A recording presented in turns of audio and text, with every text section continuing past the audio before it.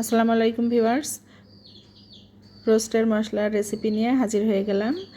এটা খুব সহজে বাড়িতে তৈরি করা যায়, আর কেনা মশলা থেকে কিন্তু এই মশলাটা অনেক বেশি ভালো হয়।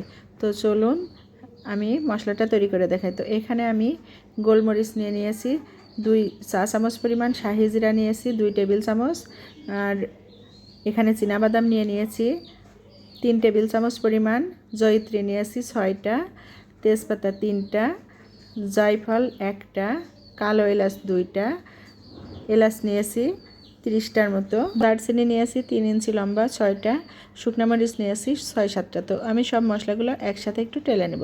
তো চুলায় একটি প্যান বসিয়ে দিয়েছি, প্যানটা একটু গরম হলে আমি সবগুলো মশলা দিয়ে দিচ্ছি।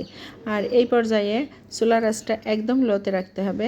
এটা আপনারা রোদে শুকিয়েও করতে পারেন, মানে রোদে দিয়ে সবগুলো মশলা মচমচে করতে হবে। তো সেক্ষেত্রে আপনাকে 2 থেকে 3 ঘন্টা রোদে দিতে হবে। তো যাদের বাসায় রোদ থাকবে না তারা কিন্তু ইজিলি এটা চুলায় করতে পারে। তো দেখুন আমি এখানে সবগুলো মশলা যেহেতু একসাথে দিয়ে দিয়েছি, আর এখানে শাহি জিরাটা কিন্তু খুবই পাতলা একটা মশলা, আর এটা অনেক আগেই ভাজা হয়ে যাবে। তো সেজন্য আমি এই মশলাটা তুলে নিচ্ছি, মানে জিরাটা আমি শাহি জিরাটা উঠিয়ে নিচ্ছি যেন পুড়ে না যায়। আর বাকি মশলাগুলো আর একটু সময় নিয়ে ভেজে নেব, মানে আরও 2 থেকে 3 মিনিট। টোটাল মশলাটা আমার টেলে নিতে সময় লেগেছে 4 থেকে 5 মিনিট।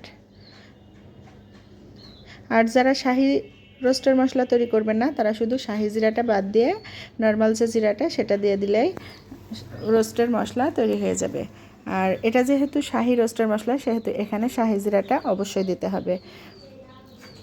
আর এই মশলাটা বানিয়ে আপনারা কিন্তু নর্মাল ফ্রিজে 6 মাস পর্যন্ত রাখতে পারবেন। তো আমার মশলাটা টেলে নেওয়া হয়ে গেছে, এবার একটু ঠান্ডা করে আমি এটা মিক্সার গ্রাইন্ডারে গুঁড়ো করে নিব। আর যারা এটা একদম মিহি গুঁড়া করতে চান তারা চালনিতে চেলে নেবেন। তো আমি একদম মিহি করিনি। দেখুন আমার মশলাটা রেডি হয়ে গিয়েছে। আর এর পরিমাপ হচ্ছে একটা রোস্টের মুরগির জন্য আপনারা 1 টেবিল চামচ পরিমাণ মশলা দিবেন, আর মুরগিটা যদি একটু ছোট সাইজের হয় তাহলে একটু কম দিবেন। তো আমার রেসিপিটা যদি আপনাদের ভালো লেগে থাকে বাসায় ট্রাই করবেন। আশা করি দোকানের থেকেও এই মশলাটা বেশি ভালো হবে। আজ এ পর্যন্তই।